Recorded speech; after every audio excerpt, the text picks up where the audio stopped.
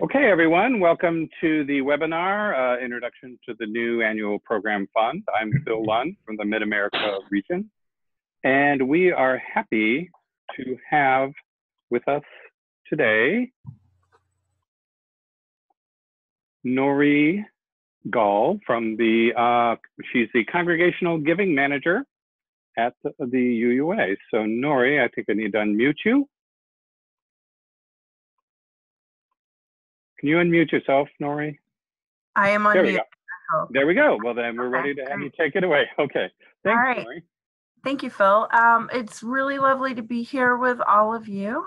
Just to give you a quick bit of background, my name is Norrie Gall. I am the Congregational Giving Manager, and I've been with the UUA since August of 2012, so almost 7 years now. And I started as an annual program fund assistant and have been in the manager position for about 2 years, a lot of which I was also still the assistant.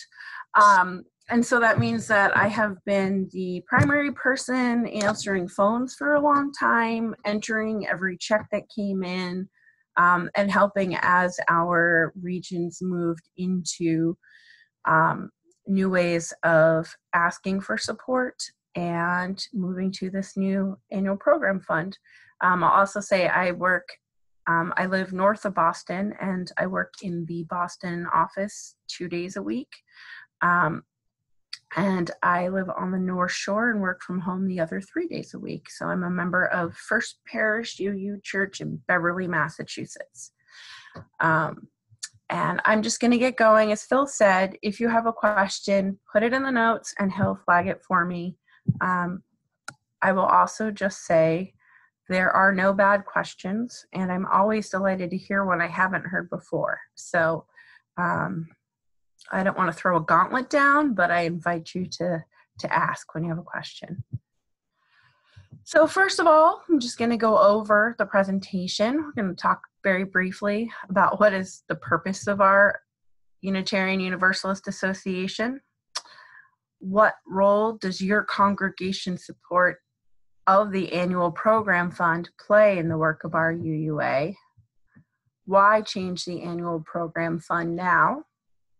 How the new annual program fund works, and resources. So this is in our newish president, Reverend Susan Frederick Gray, has identified 3 primary mission areas of the association, and I want to start with that because the first one is equipping our congregations. The next mission of the association is training and supporting leaders, and the third is advancing our values in the world.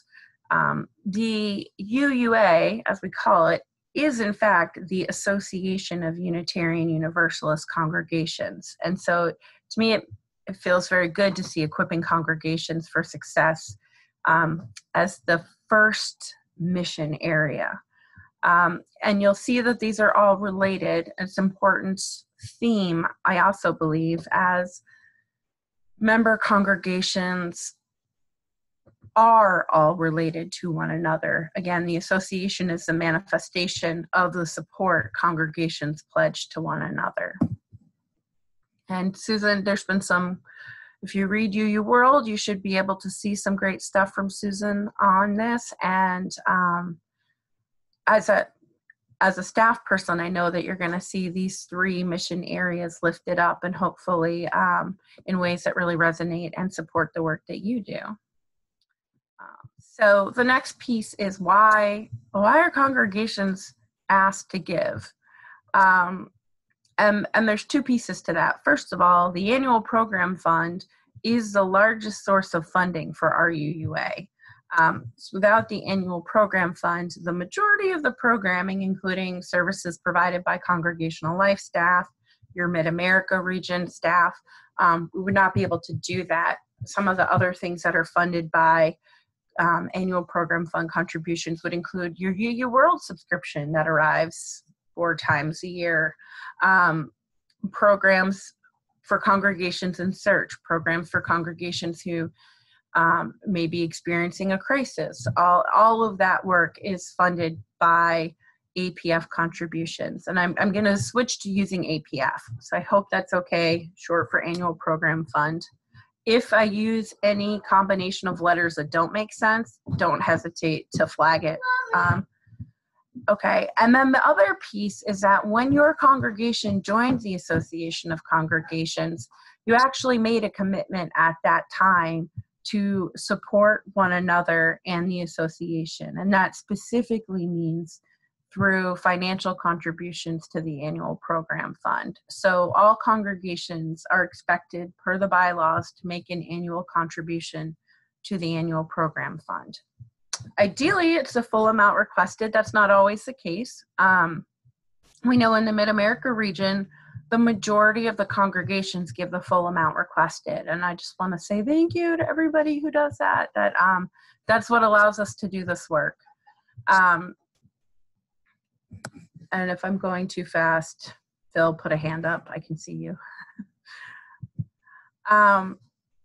So why are we changing the annual program fund now? I've put a couple of images up and I'll walk through them, but I will start by saying that in working on this project and working with the task force that was appointed by the board in 2016 to review the annual program fund and to identify a more equitable way of funding our association, I found a document that detailed 4 different recommendations going back to 1977, various boards and commissions. So 77 at some point in the 80s, and I think twice in the 90s, a commission had reviewed funding the association and made recommendations for changing it from a per capita model. And every one of them recommended moving to a percentage of expenditure. It struck me as funny at the time because I am from 1977. So to see these recommendations that have spanned my lifetime and are now 41 was interesting, and also spoke to the level of challenge it is and has been to actually get to this point. Another really important aspect is regionalization. I know that MidAmerica was the first districts to regionalize, and nationally, pretty much everybody has regionalized. The Pacific Western region's in a slightly different place, but their staff are UUA staff. Phil is my colleague as a UUA colleague, so in the past, his salary may have been paid a bit through regional contributions or district contributions. But we've moved to this model in an effort to provide better services. And before we did that, so when I started, there were the way that we asked for congregational support, and then the 20 different districts had, I'm going to say, 16 different requests for support. So it varied wildly, and including one district that actually did ask for their district support based on a percentage of expenditures. So the St. Lawrence district did that. And across the board, there's still a great range. So this year, congregations in MidAmerica were asked to give $60 to the annual program fund and $26 to the region as a combined ask. Historically in New England, the request has been $19 per member, which I contrast with the former Metro New York district and the Pacific Western or Central district, which were both at $29. So there's this huge discrepancy nationally about what we're asking congregations to give. It doesn't reflect what congregations have to give, and it doesn't recognize a number of factors. So that's the regionalization bubble. Not surprisingly, the declining contributions by congregations. So we know the requests have been based on membership, and I think until about a year ago, maybe 2 years ago, membership has been in a pretty steady, not dramatic, like other mainstream denominations in this country, but it's been going on. So for membership is our basis for requesting support, and that's going down. Logically, the support's going to go down. However, there was another piece that was coming into play, which is that we could see what congregations were reporting for their spending. So for their in the past, we asked for budgets. Now we ask for actual expenditures. And what we could see, especially over the past 15 years, was that budgets and spending continue to increase for our congregations. But the percentage of congregations that contributed the amount requested, the full attainment rate, was declining. So that in 2008, 2007, and I recognize there's some financial stuff that happened in this country around that time, but we were looking at about 82, 85% attainment rate. So of all of the money asked, about 85% was being contributed. We had a low of 70 earlier within the past few years, and we've inched up to 73%, but that's a pretty dramatic decrease. I'm going to pause for 1 second.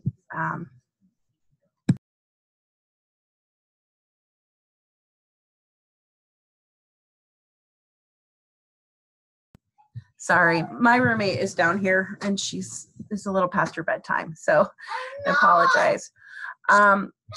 The other pieces that were coming into play are, the flat rate for the per capita annual program fund request of $60 per member right now, and it's been held at that for at least 5 years, is, I'm sorry, I'm just going to have to mute one more time.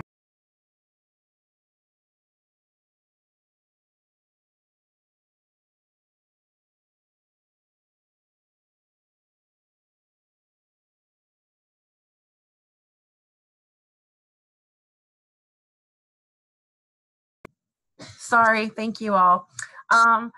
Geographic economic differences. There are a wide range of cost of living in different parts of our country, and $60 in one place goes a lot further than $60 in another, and that was not recognized at all in the way that APF contributions were working.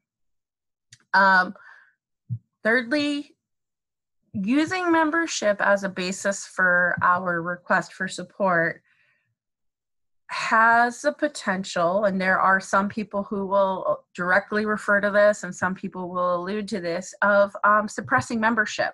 So if you know that you're going to be asked to contribute a certain amount, and perhaps somebody they're not giving what might cover their request, you might say, why don't you stay a friend? I'm not suggesting anybody here would do that. I do know that has happened. And I also feel comfortable saying it was a suppressant, and that's because before we moved to this rollout, we did a 4-year pilot with the Southern region. And while we watched other regions report declining membership over the past few years, the Southern region, which had moved to a percentage of expenditure in 2014, regularly reported increased membership. And there were some great stories that came from that, of congregations that were able to ask their young adults to become members, perhaps earlier than they would have, and afford that status to them sooner. Have members who are more emeritus, who may not have the resources to contribute the way they could in the past. So we know that that's happening, and we really don't want it to be about who can pay what. And then lastly, we needed a sustainable way to fund our faith. Contributions going down is not going to help a robust Unitarian Universalist association. Different requests for different areas, different opportunities for giving for our largest congregations have been able to contribute based on a percentage of expenditure or membership. It's not particularly equitable. And so we really wanted to find a way that would allow congregations to contribute based on what resources they do have, and using what they spend as the barometer of that. Is this good right now? Yeah, we did get one question. I'll just put it out there now, and then maybe you can find a place to fit it in. Lori asks, when calculating denominational contributions, if they give to a local denominational organization, like say the Chicago area UU Council, does that get included in the figuring of denominational contributions? So you don't have to do that now, but when you think that fits in, if you could address that, that'd be cool. I absolutely will address it, and it does fit in, and no. Okay. So I'll talk through that in a minute, but that's a great question. And I encourage folks to populate the chat box with your questions about expenditures. I'm going to speak to them, but I'm not going to hit on everybody's particular question. So please do. And I know there are a lot of them. On my computer. Okay. So how does the new APF work? Well, the new annual program fund formula asks congregations, first of all, to make a single pledge of support to the UUA in the MidAmerica region. And you may have noticed that that's already been the case this year. And in fact, we've been slowly moving your region to this moment. 2 years ago, your regional request for support and your APF request were on the same pledge form. You filled out 2 separate pledges. They got sent to me, and I shared them right away with Lisa Presley. We did that. So that's one reason. Now you're only sending one check in. You're making one pledge. This year, your ask is calculated based on, it's $86 per member, $26 for the region, $60 for the UUA. But that's that was a part of the process of getting here. And that was a learning takeaway from the gift program, where congregations went from having districts and separate requests to not having districts anymore, having a single request for the first time. And that was a lot of change at once. So if you're wondering, you have been in the process of moving to this for several years. So it's a single request of support. And again, that's one of those 40-year-old recommendations of why are we having 2 separate requests. The request is calculated using the figures reported by congregations during last year's certification cycle. And part of that reasoning is that you should have received in the late fall a packet that came in an envelope like this, a pretty purple packet, and then a follow-up letter which had your anticipated ask for next year. In order to be able to give you the anticipated ask, we needed to use numbers we had. So I recognize that certification for this year just closed. I won't have access to those numbers for another month at least. We wouldn't be able to prepare folks for this information. And so the decision was made to use the prior year figures. And I'm just gonna asterisk that and say, if after all of this talking, you look and you go, I don't think we reported our figures right last year, just email me. I'm a pro at helping you adjust your expenditures from the prior year, and I am the person that can help you with that. So the new formula, we ask congregations to contribute 6.75% of your operating expenditures. As I mentioned, in the Southern region, it was a flat 7%. And part of the process of getting the 6.75% was trying to identify an amount that would replicate the income that comes in now from congregational giving to the region and to the UUA. And I stress that because it would not be hard for me to imagine that this was potentially an attempt to bring in a lot more money. And that's not the intention. Again, it's about finding a sustainable and equitable way of funding the association. And so that's why this figure, and that's where we're at. The new APF actually uses relational information based on the financial reporting of all congregations in the association.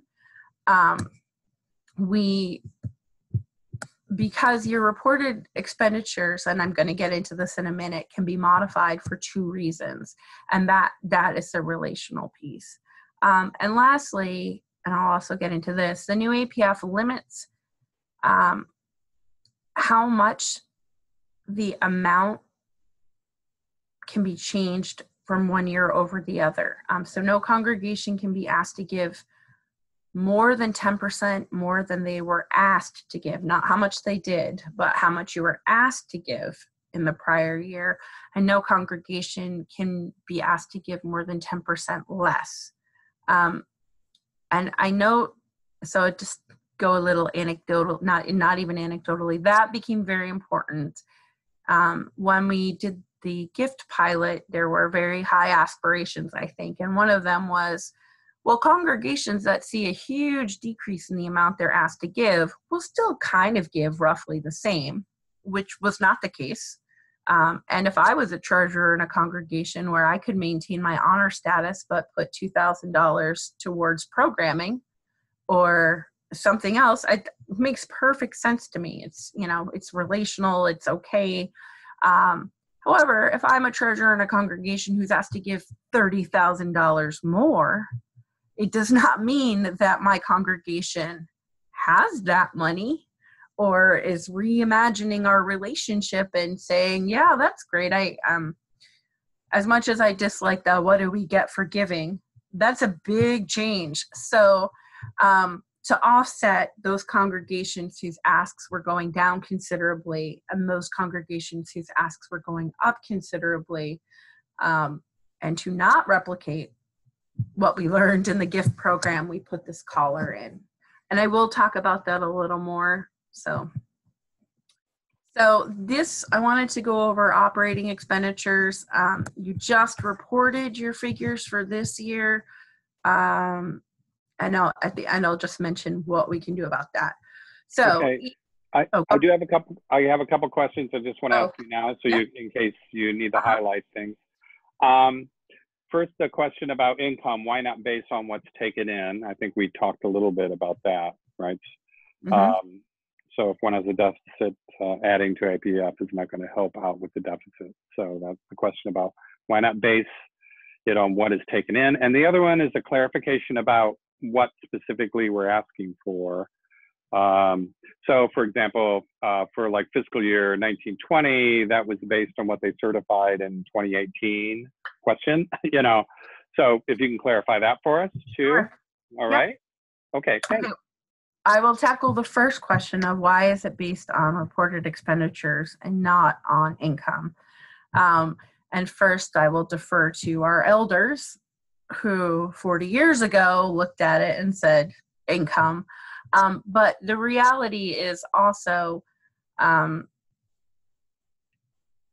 generally speaking, your budget and your expenditures are a reflection of what resources your congregation has access to. And I recognize that we have congregations that operate in deficit budgets, but you're spending what you may have access to. And that was really the idea.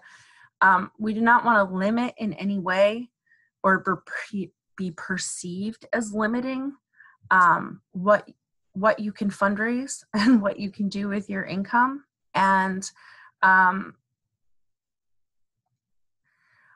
having talked with congregations and treasurers about this for 5 years, I can feel much more comfortable talking to you about why we're doing it based on expenditures than from the uproar that would happen if you knew that 6.75% of the money you raised at your auction was going to the association.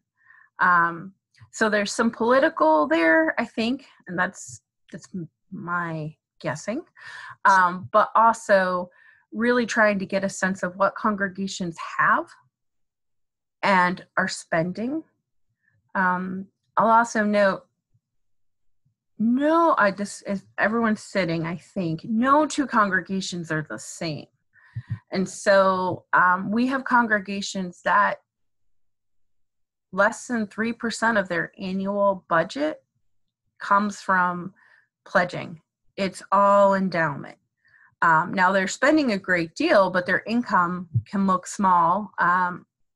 And so this was the point that was picked to do that. Also, if we used income, I do not believe it would be a sustainable way to move forward.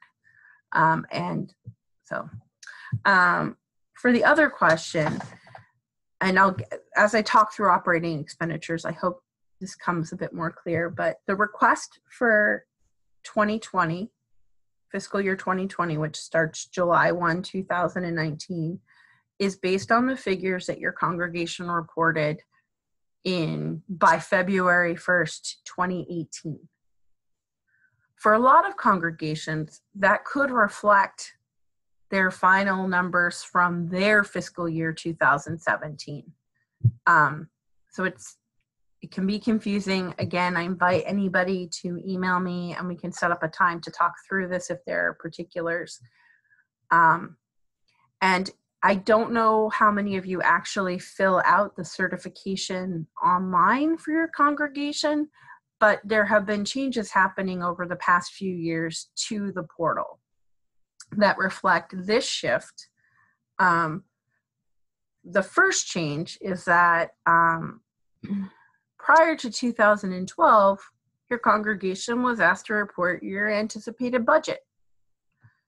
And I will say with pretty good confidence that most congregations whose request was not calculated based on that figure continued to report budgets. I'm not an auditor, nobody's auditing it, and there isn't a lot of impact if you just keep plugging in the same number. And that played out with the Southern region. And when I say I can help you change your figures, I say that because I've helped hundreds of other congregations change their reported expenditures. So it is not a problem, and I expect it.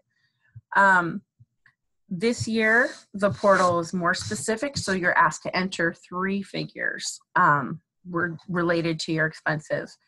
Your total expenditures at the time that you report for whatever your most recently closed fiscal year is that you have data for. So that's wordy. If you reported your numbers in January and your fiscal year closed December 31st, I'm impressed if you have closed your books by January 31st. And kudos to you if you could report that, but it may be that you don't have those figures available. If your fiscal year ends in June 30th of 2018, you may have those figures there. But there is no one fiscal year for our congregations. I can tell you that I think we start, congregations that start in probably 10 out of the 12 months for their fiscal years. So it's really based on what your last fiscal year was. We ask you to put in the total amount from spent that year. And then we ask you in 2 separate places to put your total denominational contributions. And I appreciate the question earlier. That specifically refers to your annual program fund and MidAmerica regional support. Those are the only 2 figures that incorporates. So it would not refer to local area clusters that you may contribute to or other UU organizations. It's really just the annual program fund and MidAmerica support. And that's because we wanted to exclude that. So there isn't a feeling of double jeopardy, if you will. Well, we've already paid you that. Now you're charging us for what we've contributed and you haven't paid us. I'm dancing. I'm not using a word that is probably weird for a lot of you. I'm not using dues because these are not dues. This is one of the quotes is, "We're not a social club. These aren't dues."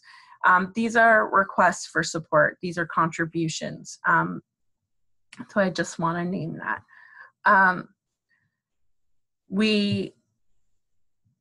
The other figure we asked for is capital expenditures from your most recently closed fiscal year. And capital expenditures are probably the thing I get the most questions about. So I'm going to speak to that for a minute. First of all, capital expenditures would be things like replacing your roof. Fundraising for a capital campaign can be a capital expenditure. Fundraising for your annual appeal, that's not a capital expenditure. Additionally, your mortgage principal would be a capital expenditure. Depending, if you're a really small congregation and you replace all of the hymnals, that might be, if it's a one-time out of the ordinary expenditure that's not related to the operation of your congregation, you can lump it in as a capital expenditure. Things that might feel like that, if your congregation is in search, hiring a new minister is part of the operational life of your congregation. So those fees would be considered regular operating expenses. I'm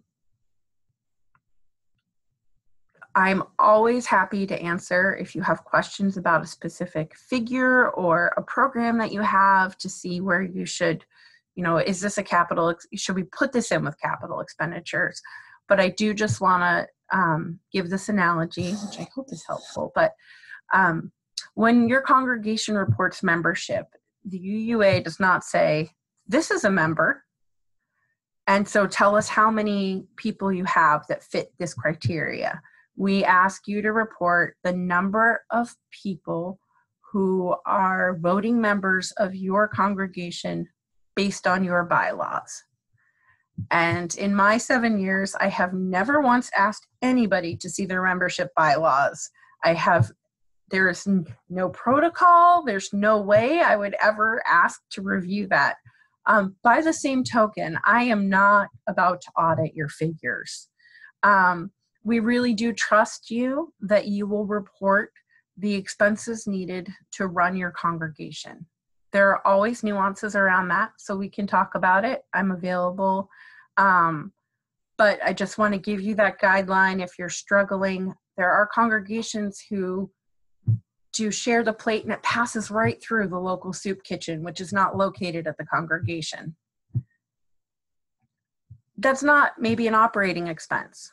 If you run a soup kitchen as part of the mission of your congregation, that would be an operating expense. But you can make those decisions. And again, I'm always happy to be a gut check on that. But we trust you to report what it costs to run your congregation. I'm going to stop there because Sure. If anyone has a specific question or. Yeah, I got a couple for you. Okay. So one is about leeway on the date for congregations that are on the calendar year for their fiscal year rather than the June, July. If they don't have the figures for you by February 1st, would they have to use figures from 2 years before or something in order to be in time? The prior year. The prior year. Whatever recently closed year that you have the numbers for when you report. Whatever recently closed year that you have the numbers for. Okay. So there is no wiggle room on the date. We're trying to keep the date firm for. We're trying to keep the figures firm. So it's actually based on actual numbers at the time that you certified. You can certify between November 15th and February 1st. So it could, Okay. All right. And then another question, you mentioned principal on the mortgage and wondering about interest counting as a capital expense. Interest is considered an operating expense. Considered an operating expense. Okay. All right. Yeah. Those are the questions I had here. Anybody else have some more? Norrie, pause here to see if we have some questions at this point.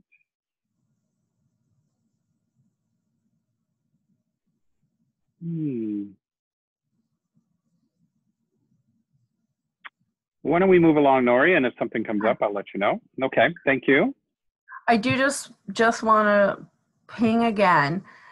If you're thinking about this tomorrow and you go and look at numbers and you go, well, we didn't report anything for capital expenditures last year. Are we being asked based on that? You will be, because I don't know them. So email me and I will help you adjust them. Okay. Okay. Just a clarification then. Okay. Did you say mortgage payments are capital or operating? Yeah. So the principal you said on the mortgage was capital. The interest on the mortgage is operating. Correct. Okay, so that's the answer to that question, I hope. Okay, all right.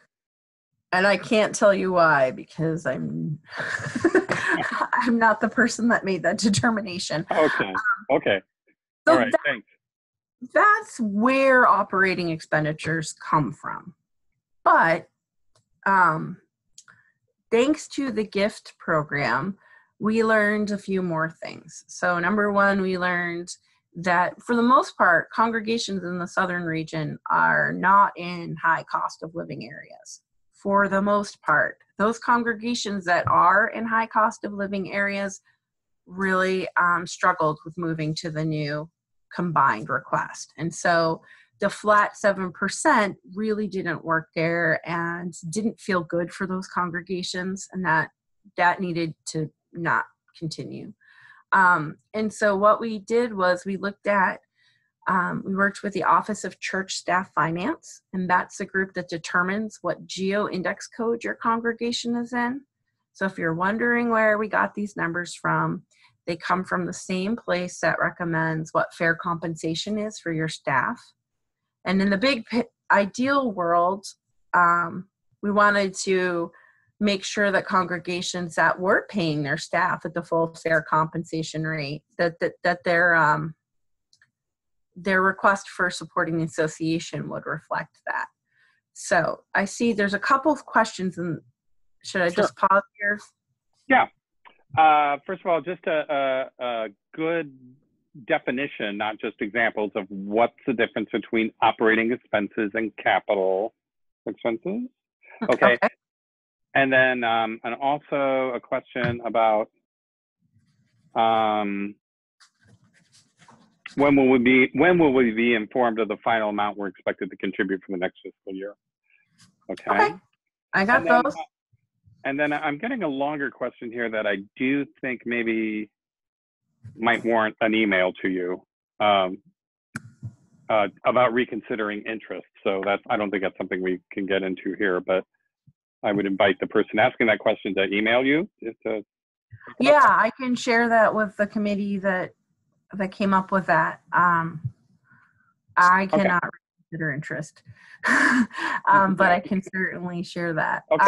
Okay. So a couple of ways of thinking about operating versus capital.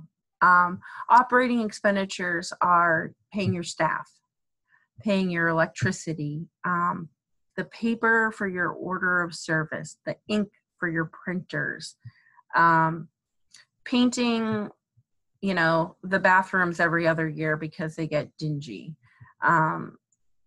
replacing a couple of hymnals, the kind of basic ongoing operational costs. Capital expenditures, you buy a new copier that's $12,000 for your congregation. That's a one-time extreme fee. So I kind of think about it as this is something reoccurring that you're likely to budget every year, or as part of routine maintenance of your property.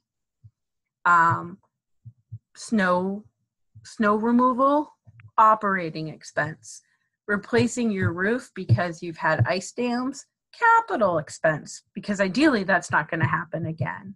Hopefully that hasn't happened to anybody. I know it has, but is that helpful? Really just thinking about what the day-to-day costs are related to your congregation.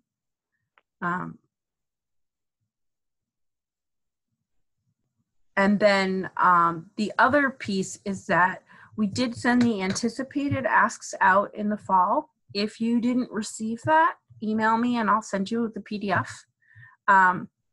If there is something wrong with it, then I will help you with correcting your expenditures and we'll adjust it. If it looks good, the expenditures make sense, you'll be getting your pledge form in March of this year. And we really wanted to help. One of the advantages of using the figure from last year is that we're in a better place to help congregations budget moving forward. And by the same extension, helping our association budget moving forward. So it's our hope that when you get that pledge form, you'll be able to let us know in a timely manner what you'll be able to contribute the next year so that we can marshal our resources accordingly, which I think it's a challenge that is familiar to congregations and to the association. Is that good? Yeah, I think that handled those questions there. So if you want to move forward, we'll let you know when we have some more. Okay, so I'm going to talk now about the two ways that your expenses, your operating expenditures can be modified. And I'll say up front, I'll say it again later. There are two different ways that your expenditures may be adjusted down. Whichever of the adjustments reduces your expenditures by the most, and therefore your request by the most, is the one that is applied. So if you are in a congregation that meets both parameters, you will not get a double discount, if you will. Whichever one reduces your request the most will be used. So the first parameter is the geo-index code. So if your congregation is in a geo-index code of 4 or higher, your expenditures can be reduced. And I'm actually going to bump to the next slide because I think it's a little more in depth here. So if you're in a geo-index code of 4 or higher, we take the figure that you reported as that comes to your operating expenditures. We had your total expenditures, we subtracted your denominational contributions and your reported capital expenditures. And that left us with one figure. If your geo-index code is 4, then that figure is reduced by 6%. And then your request would be 6.75% of that reduced figure. For each geo-index code, it increases by 6%. So if you're in geo-index code 5, your expenditures would be reduced by 12%. If you're in 6, it would be 18%. I do not believe that any congregations in your region are in a geo-index code of 7. I think it's just like Silicon Valley and Manhattan, but that's 24%. So I got my 6 times tables down. I'm really quite pleased with that. So that is one way that your expenditures can be adjusted. We do consult with the Office of Church Staff Finance to see if they've made adjustments in geo-index, and I expect that we'll continue to work with them on that. I've learned, if you all may know this, but the geo-index code is often reviewed when congregations do go in search or have hiring questions. So if something feels really wacky about your geo-index code, it is based on the cost of employment in your area, not the cost of living. So it may be that some of us can live on much lower figures, but we've owned our house for 20 years. So that would be the place that can make adjustments to the geo-index. And as they will tell me to emphasize, it's based on cost of hiring. And that also looks at relative salaries in your area, etc. You're unmuted. So I got a question so these geo-index 4 and higher are higher income areas. So what's the rationale for the higher income areas paying less than the lower income areas? Is that what you're getting to here about cost of hiring? Or, how does that relate to whether operating expenses? Sure. Mm-hmm. If you were looking at the Office of Church Staff Finance has a compensation guideline. And if you looked at it and you said, okay, we are a mid-size 2 congregation, and I'm guessing like 350 members, and we're hiring a senior minister, and we are in a geo-index code of 5. You're going to have a recommended salary range for that person. If you were in a geo-index of 1, that salary range is going to be much lower. Mm. And again, that's looking at the relative cost of hiring that person, relative salaries. So if you are in an area where it's cheaper to hire people, then you're not necessarily going to see a reduction. If you're in an area where it's more expensive to hire people, we really, I'm a UU. I want people to be paid equitably and to be compensated for their work. I think that is a goal of everyone, although not always what we can achieve. So this is ideally to support our congregations and say, well, we want you to be fair compensation and we're recommending you pay more based on this. Then we have to kind of on our end say, we want you to be fair compensation. If we're asking you to pay more based on this, we should ask you to give a little less based on that as well. So the other potential reduction, I should stop it. Are we good there for geo index code? Because the next one's a little tricky too. Okay.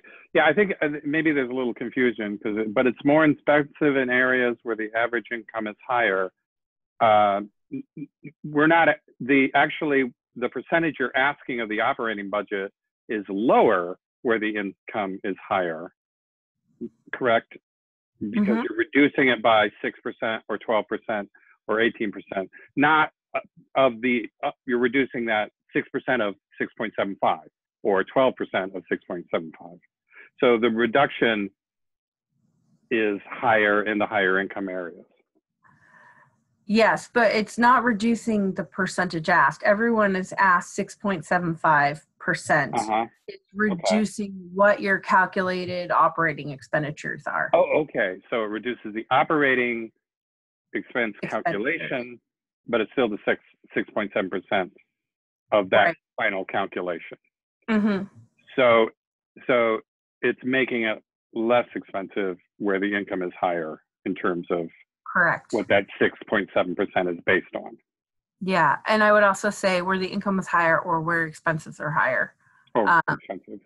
Just because I know in my congregation we're in a fairly affluent area and we all work for nonprofits. So it could be that the income is higher, but it's not necessarily in the room. And I think that might be common. So, but these modifiers modify your operating expenditures. They do not modify percentage asked. The nice thing about the new APF is that no congregation in the country will be asked to give more than 6.75%, which is not the case now. And I just had a communication with a small congregation in your region who's giving 20% easily of their annual spending to the region and the APF. So it's nice to know that that's going to adjust. So the second area where your expenses may be reduced, and I should pause one more time. If you got the letter in the fall with these figures on it, it will tell you you're in GeoIndex this and your expenditures were adjusted. This is the amount they were reduced by, and here's your ask. If you don't have that, I can send that to you. So I've tried to make it, I've gotten better at being explicit on the documents that we send, but you'll be able to see that and know why your figure was reduced and the impact of that. The other area where your expenses can be reduced is if your congregation is in what is called a high expense ratio congregation. So I'm just going to give a little background of the APF task force, which I've alluded to. So there was a committee appointed by the Board of Trustees in 2016, which was chaired by Larry Ladd, who is the former financial advisor of the UUA. Also on the committee was Lucia Santini-Field, who is the current financial advisor of the UUA.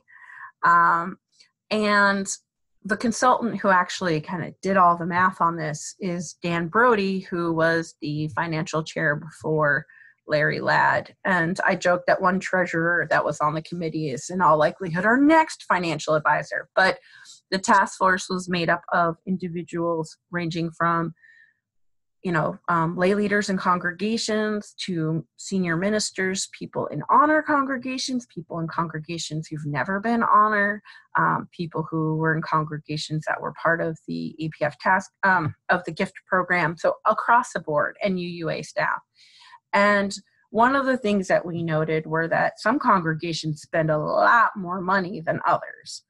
And one of the projects of the task force was to figure out what was going on, to see if there was something consistent for why a congregation might spend so much. And the metric that they used was per member, because we needed to use something to figure out how this was happening, where the outliers were, and what was going on. Because we didn't do that with the gift program. And again, that led to, that wasn't fair and it didn't feel good. And it was certainly hard for me to explain on the other end of the phone. So we took the spending of all of the congregations in the country and said, okay, congregations in the top 20th percentile are outliers. They're spending more and we need to explore what happened. So the task force called these congregations to find out. And in some cases, you have a thriving RE program and you're hiring a lot of staff just for RE. You're paying people. Staff is definitely an operating expense. You're in a historic building that is the gem of your city, and just the regular maintenance costs of your congregation, of your physical space, are really high. That could be another reason. You're a blessed New England congregation with a huge endowment, and you pay for a ton of programs in your community. There's not one consistent reason why this was happening, we discovered. So rather than suggest one was better than the other, it was an acknowledgement that some congregations spend a lot more than others. And I will just say, if you are aware of the Shelter Rock congregation in Manhasset, Long Island, that gives millions of dollars away a year, their spending was not included on this. They did not throw the curve off. They are just separated out because we know that they are incredibly unique. And so the congregations that, if your congregation falls into that range, the top 20th spending per member in the country, this is how, instead of using your reported expenditures and reducing them by a percentage, instead we take the figure that is what congregations at that 80th percentile spend per member, which this year is $1,752. And we multiply that by your reported membership, and that becomes your new operating expenditures. So as I noted, your letter will say you are in this category. This is your calculated spending per member. That's why this happened. And it will be adjusted. There are a handful of congregations where it's a wash. Their geo-index code and the spending per member kind of flatten out, and it's $1 difference. But if you're in that category, I'm happy to talk with you and help you figure that out. But that's, again, rather than trying to put values on which is a better way to spend your resources, that's not the role that we wanted to be in. So that's the other big adjustment. Both the geo-index adjustment and the high expense ratio adjustments can lead to really significant decreases in what your expenditures are. So if you haven't seen the documents I've sent out and you've done some envelope math and this is really disconcerting, email me and let's set up a time to talk and I can walk you through where we're at. I'll stop there.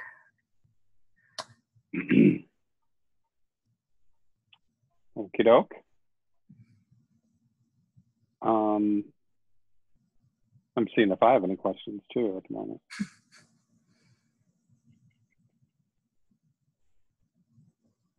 Okay. No, so I appreciate that you took Shelter Rock out of the equation. Yeah. If people don't know, they have the rights to a North Sea oil well, and it brings in a lot of money, which they very generously give in lots of different ways. And if it would just be totally unfair to call that their their operating expenses. Oh, we do have a question if notes will be available for the session. I will work on putting notes in and With the sharing them. slides? Yeah, Okay. this is my newest iteration. I'm going to pause for 1 second while you think of Okay. more brilliant questions. Okay. Yeah. So, Norrie will add notes to this, and this will be available to you all. And then once again, the question about this year's request is built on 2017 expenditures. That is a good question, Norma, because it always confuses me a little bit too. So we'll ask that of Norrie when she gets back. I think hopefully my perspective is as we get used to doing this, it will all start to make sense. And in a couple of years from now, it's going to feel pretty natural. But right now, there are a lot of questions like that. So, Norrie, you still working? Okay. So Okay. these are good questions at the moment. Yeah. So the question is, so does this mean that this year's request is built on 2017's expenditures? That's a question. Pretty much. Okay. Yeah. All right. So I say pretty much because I was on the task force and was like, no, we can't have it be that far back. However, this way I can give you what your ask is. I could send it to you in the fall. So, okay. Okay. And another good question, and this is something I think we're all would be interested, is any info about how this is going to affect how much is coming in to the UUA relative to the past, the way, having done it in the past. That is a really interesting question. So we're 7 months into having the New England region, the Central East region, and the Southern region moving to this model. So I wouldn't give you any definitive answers, but so far so good.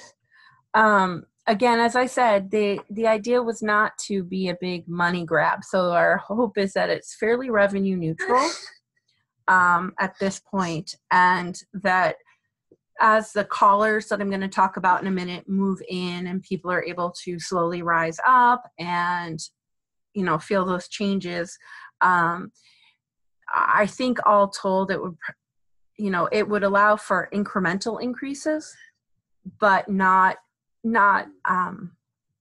I don't know offhand what the total increased ask next year versus this year is. But I want to say that looking at it region by region, it's like 40,000 more for the Central East region. So I would say that's fairly limited. We haven't increased the annual program fund request for 5 years now. So that was very intentional and part of moving to this as well. But I have a gigantic caveat. This is dependent on congregations contributing what they're asked. And even if congregations don't give the full amount, congregations are going to be able to give less. Your congregation may be asked to give 10% less this year, 10% less next year. I note that because in the MidAmerica region, the majority of congregations are honor. The majority of congregations are going to see their ask go down. However, your largest congregations, Fox Valley is the only congregation over 550 members that is honor. And those congregations are not historically giving what they're asked and are likely to be going up a little bit.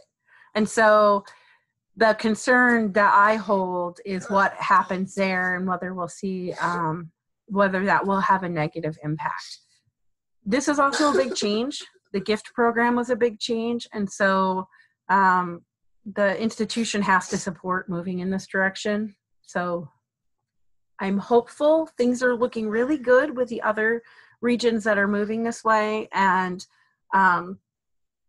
your region moving to the combined request this year is doing phenomenal. And that can be enough to kind of upset the apple cart. So yeah. I'm hoping we'll be good, but it really is going to be contingent on the relational giving happening and people who are being asked to move up, even if it's slowly.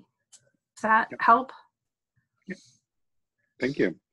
Couple quick questions then. quarterly installments still the way we're going to do this? Oh, you can always contribute however you want. Please have them in by the end of June. And if you're going to GA, earlier in June better, but I update it in real time now. So. Okay. And once again, this is 6.75% of operating expenses, right? Clarifying that. And your email address is ngall. Yep, I'll move my next slide here. Oh, you got it on there? Okay. All right. We'll get your email address then. Yeah. So the last thing I've mentioned, the collar. So your ask isn't going to go up by more than 10%. Your ask. Okay, one moment. Okay.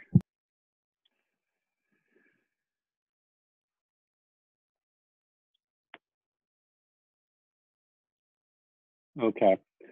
So, yeah, I'll just talk about this a little bit, just my experience with this collar that they're talking about. This is something that they found from doing the trial version that they did in the Southern region, the gift program. And they hadn't really realized that if they changed what they were asking, if they changed the amount they were asking a congregation to give, that they might suddenly do that amount because it would be giving much less, or they might not do the other one. So we're talking about the collar there, if you want to kind of, yeah, I like this idea, I really do, and it was from learning what happened in the Southern region, right, with the original incarnation of the gift program. Yeah. So one thing I'll say about the collar for congregations in your region too. I mentioned at the beginning that congregations in New England have been asked to give $19 per member, and you're being asked to give $26.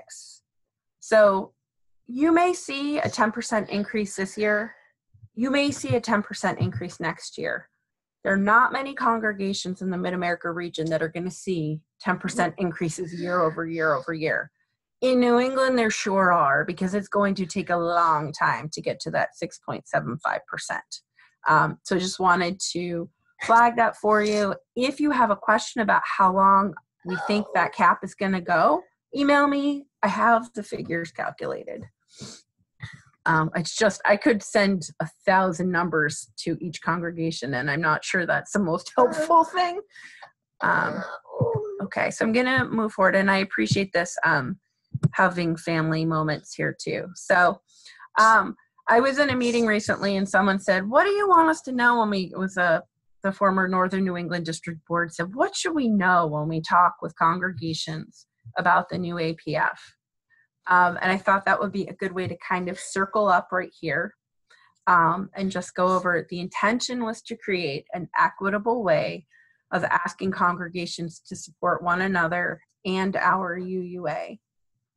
The intention was to allow our UUA to be funded in a sustainable way that reflects our congregation's ability to contribute. And then lastly, it better honors the covenant of mutual support that all congregations enter into with one another when joining the association. So those are the ways that we're hoping you'll think about it. My supervisor is the Reverend Vale Weller, and she does a phenomenal job of talking about this from a theological perspective. I try to do a little more brass tacks because I'm typically talking with treasurers, and not that there's not a lot of theology and understanding there, but being able to know what the bottom line is can be very important. So I'm going to flip over to my last slide, which is a relief to members of my family, and say, first of all, there's a couple of different ways that you can access me. And I will go ahead and work on some notes for this. Phil will send me the questions too, and I'll plug them in so that I can add them to this presentation. Our office has weekly Zoom office hours. So Mondays from 5 to 6 p.m. Eastern time, And as you're getting familiar with Zoom, if you're not already, the meeting ID there is I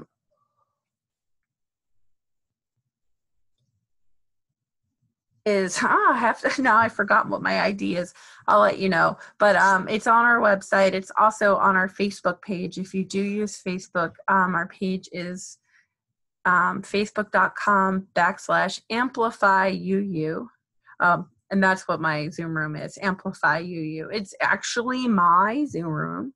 And it also is attached to a number. So if you looked for meeting ID 617-948-4618, that will get you it as well. And again, I'll make sure to share that. And then my email, if you have a specific question about your congregation and the figures that have been reported, or you want to review it and see if we need to modify anything, is ngall@uua.org. It is generally best to email me. We can set up a Zoom call or a phone call. And I can help you modify the figures that were reported last year. I will not be able to help you modify the figures that were just reported until July 1 of this year. So there's a board's reason why I can't help with that adjustment. But I would rather you remember, I need to make an adjustment. I'll email Norrie and I'll help you figure out when and where. Okay. Great. Just two little things. You mentioned calls. So MidAmerica board members, I believe, is that what's going to be happening? Calling congregations, is that? Oh, this was actually the, well, they may, I don't know. Yeah, No, I was saying, I was in a call with another district, district board, and they said, what are the takeaways? So I wanted to end with those takeaways. Okay, yeah, so you might hear those. Okay, and there will be a process then, I assume, for us to just kind of keep reviewing this and how it's going, and possibly, just see how it turns out and reporting back. That's all in the work. I hope so. Yeah. We were able to learn a lot from the gift program and make adjustments, and it's my hope that, as proud as I am of this, I don't think it's perfect. So that would be my hope as well. Okay. All right. Well, thank you, Norrie, very much. I'm going to get this recording. I'll send it out to everyone. And Norrie, I'll send you the questions. And when you have the notes ready, we'll just send those out to the participants then. Okay? Wonderful. Thank you so much, Phil. Thank you all. Okay. Thank you, everyone, for being here. Thank you, Norrie. Bye. Bye-bye.